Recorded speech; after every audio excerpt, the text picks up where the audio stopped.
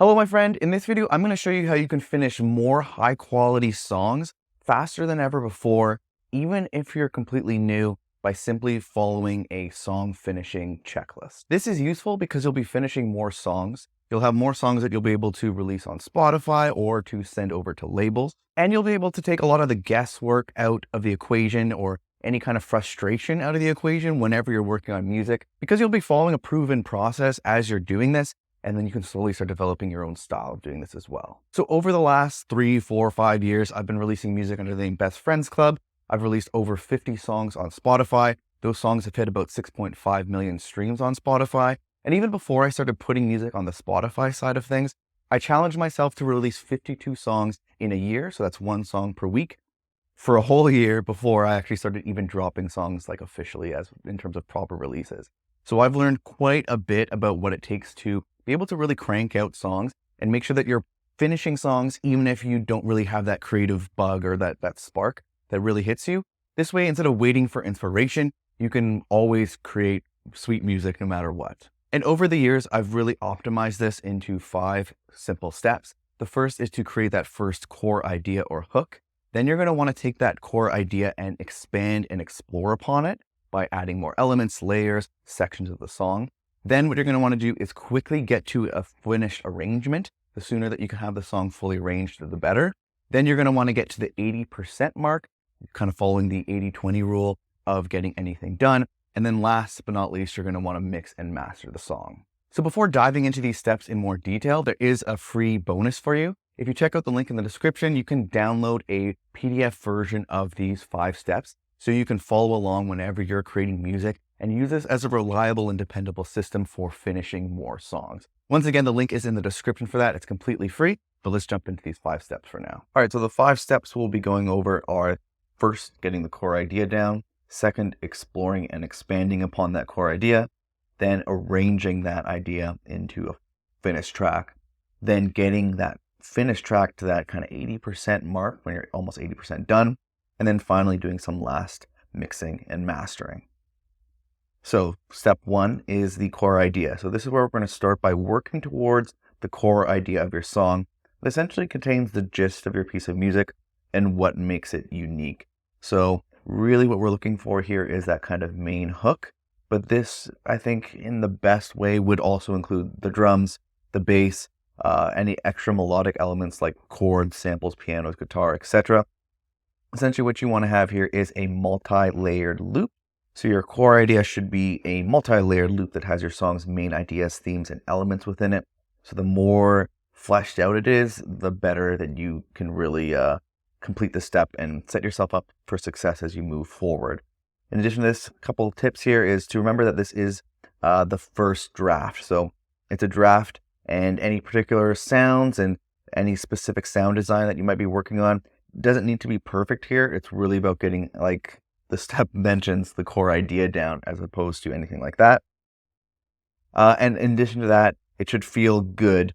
You should feel confident with the general core idea that you've developed here, and feel like you've kind of nailed it before you move on to the next step. So make sure to spend some time getting this down right, because everything really does hinge on it, which will then be moving over onto the second step, which is to expand and explore. And this is where we're going to take your core idea and expand upon it by exploring and experimenting with new ideas.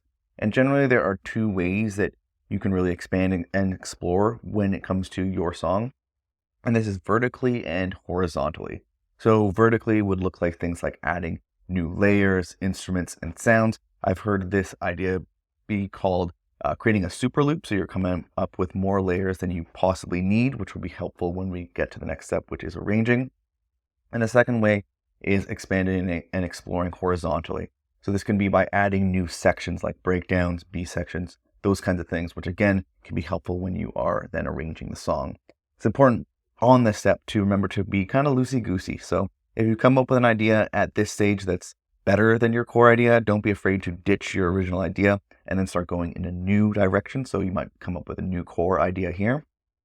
And you really want to go for quantity at this stage. So the more new ideas that you can add here, whether they're good or bad, the easier of a time you'll have on the next step, which is the arranging step. So step number 3 is to arrange your song. So what you want to do is quickly arrange your song by following a template and only adding or subtracting your current layers. So at the top here, we have a template that you can see here using Ableton to create little dummy MIDI clips. What you can do is refer to some of your favorite tracks to identify their song structures, and then simply create your own arrangement workflow by using those structures as a starting point. So you can take your core idea that you've expanded upon and then basically almost fill in the blanks using a structure that is already proven to work and something that you actually do like. Very, very, very fast way to get started with arrangement. And I think that's really the key here. In addition to that, you can add or subtract, so you can use the layers and tracks you've already created to fill out your arrangement across the timeline using that reference track, either adding or subtracting to create interest, tension, and release. And lastly, looking at micro and macro changes. So you can make small or subtle changes every 8 bars, which you can kind of see. You can see the mouse here. Right around here, there's a micro change, just kind of getting rid of one element for a short period of time. And then there are larger macro changes, which are more impactful changes. So over here, you can see there is some kind of breakdown here happening over 32 bars, which is a bigger transitional change. So moving on from that is we're going to move on to the next step. Once your song's arranged, you're going to want to get that song to the kind of 80% mark here.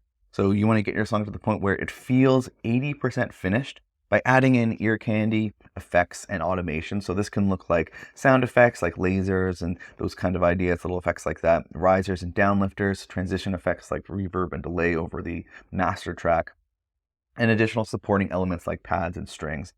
Anything you can do to kind of fill out the rest of the song so it sounds a little bit more complete, almost finished here. So one thing you're going to want to do here is we're looking for the 80% mark. So you're going to want to follow the 80-20 rule.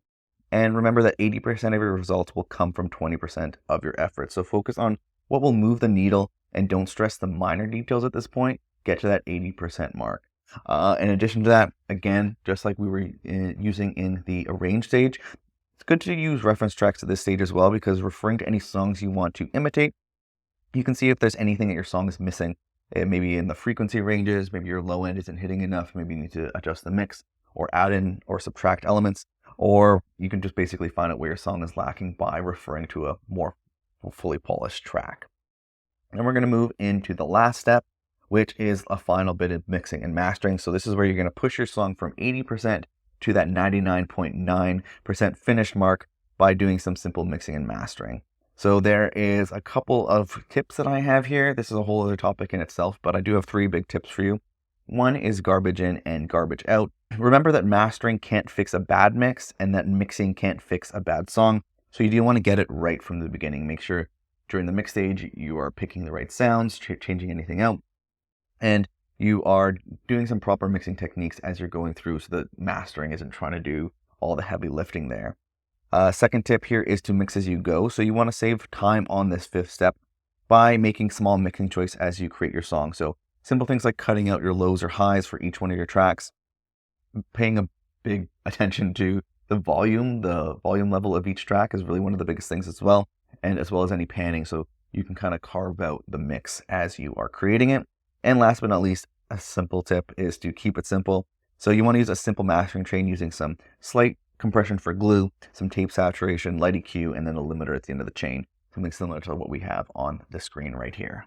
And there you have it. Those are the 5 steps that you can follow anytime that you want to finish songs faster. This is what I use to be able to drop new songs every single week, create new demos every single week, and then also make sure that I'm constantly putting out new songs on a monthly basis over to Spotify. And I'm even working on even more songs now, so that I have a backlog of even better sounding tunes that I'm going to want to start sending out to labels. So having a system like this in place makes it a lot easier for me to be able to just put a lot more out there and remove a lot of that guesswork that can get really annoying, where you're kind of like sticking on one idea and maybe getting stuck in an 8-bar loop and feel like you can't really get anything to that finished state of a song, which is so important. So having a framework like this, I find, is very, very useful. And again, if you want to download a free copy of the 5-step checklist, there will be a link to it below in the description. Completely free to download. A lot of goodies that dive into each one of these topics even more. So it would be super helpful for you to make sure that you are finishing as many songs as possible, because you do want to finish songs. Every time you finish a new song, you're going to get better and better at finishing music. You're going to become more of a songwriter as opposed to a person who can only write one song per year or whatever it may be. And you'll have a lot more of a back catalog that you can use, whether you want to drop stuff on Spotify, you want to drop stuff, send it out to labels, have private releases, whatever you want to do. The more that you can develop this skill of being able to finish songs, really the more that you'll be able to really push your career forward, because ultimately we're artists, we need to release music and put music out there in order to really grow our music careers. And if you aren't able to finish songs quickly, then that's going to really hold you back and make it so that you're not hitting the goals that you want to as quickly. So again, link in the description for that checklist. Hope you found this video useful. If you did, like and subscribe and all that good stuff. Otherwise, I'll see you in the next video, my friend. Have a good one.